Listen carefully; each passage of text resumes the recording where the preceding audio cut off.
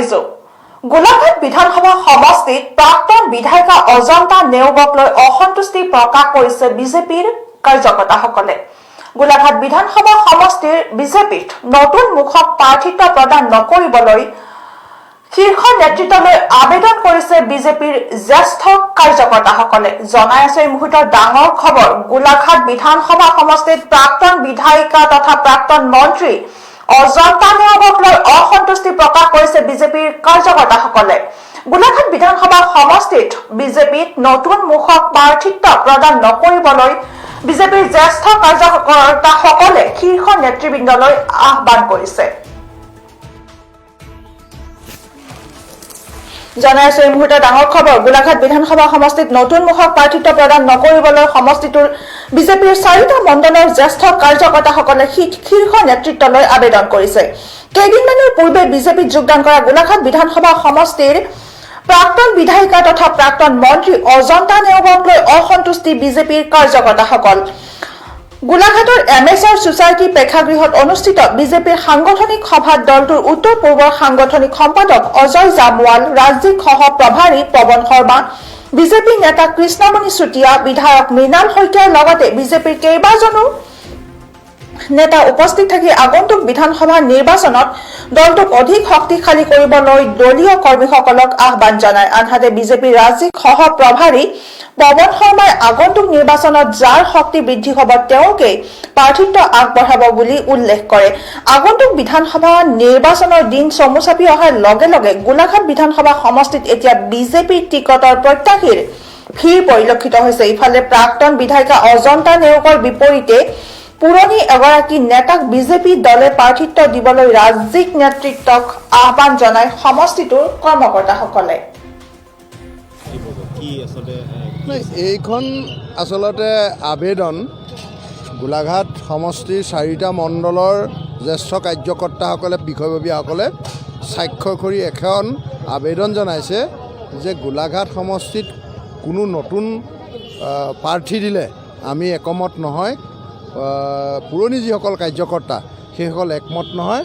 তেখেতসকলে জনাইছে আমাক নিশ্চিতভাৱে এজন পুৰণা কাৰ্যকৰ্তা লাগে আৰু তেতিয়াহে আমি ভাৰতীয় জনতা পাৰ্টিৰ হৈ কাম কৰিবৰ কাৰণে সুবিধা হ'ব গোলাঘাট সমষ্টি। এই কথাটো স্পষ্টকৈ তেখেতসকল দুয়োজনকে জনোৱা সিদ্ধান্ত আছিল আৰু জনাইছে। তেখেতসকলে চৰ্চা কৰিম বুলি কৈছে, এই বিষয়ত চৰ্চা কৰিম বুলি কৈছে।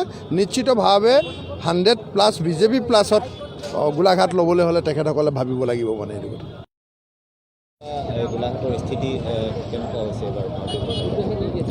আজি আমাৰ বিশেষকৈ সংগঠনৰ ওপৰত আমাৰ সভা হৈছিলে। ইয়াত আমাৰ উত্তৰ পূৰ্বৰ সন্মানীয় সাংগঠনিক সাধাৰণ সম্পাদক অজয় জামৱাল ডাঙৰীয়া আৰু আমাৰ ষ্টেটৰ সহ প্ৰভাৰী পৱন শৰ্মা ডাঙৰীয়া উপস্থিত আছিল।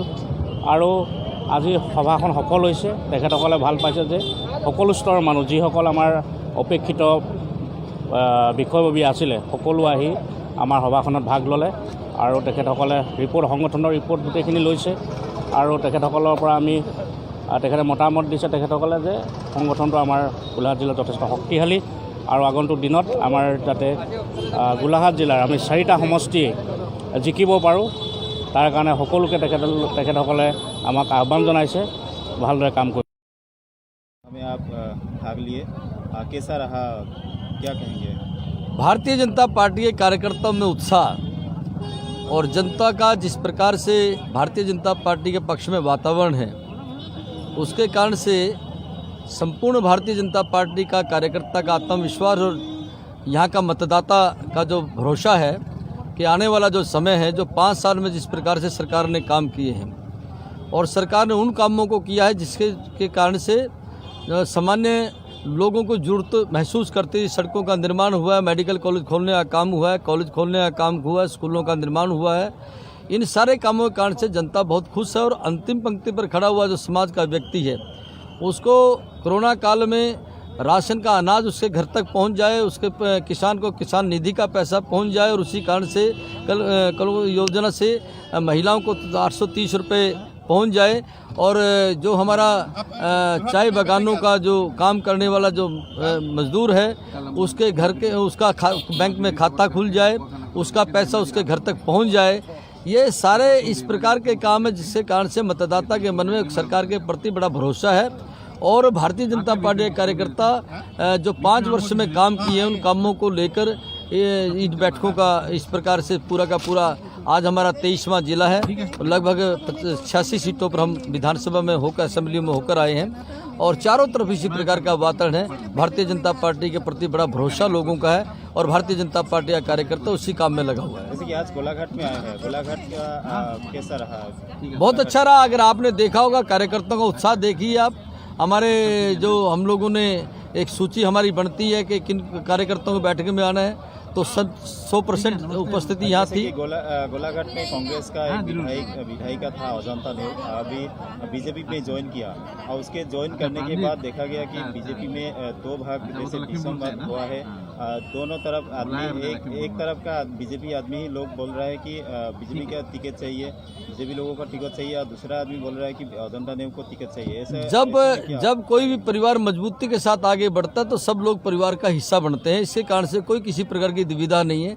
और जब भारतीय जनता पार्टी निर्णय करेगी कि टिकट किसको मिलेगा तो आपकी जानकारी में आ जाएगा। इसके कारण से हमारा उद्देश्य है कि जनता की सेवा, और उसके कारण से भारतीय जनता पार्टी का भारतीय जनता पार्टी का जो भी कैंडिडेट होगा वो सब मिलकर भारतीय जनता पार्टी के साथ काम करेंगे। और आने वाला चुनाव में हमने 100+ की बात कही है और भारतीय जनता पार्टी उस दिशा में आगे बढ़ रही है। जैसे कांग्रेस का एक महागठबंधन इसमें शामिल हुए हैं, इसमें बीजेपी का कोई लॉस होगा? देखिए साहब, जो कोई जिस व्यक्ति ने जिस पार्टी ने जो काम ही ना किया हो तो उसके पास में दूसरा कोई सहारा नहीं है।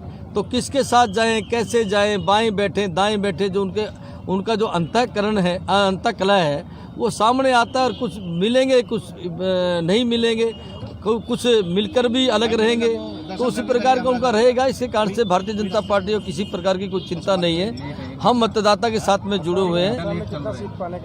100+ की बात हमने कही है, उससे आगे जाएंगे। धन्यवाद। Thank you.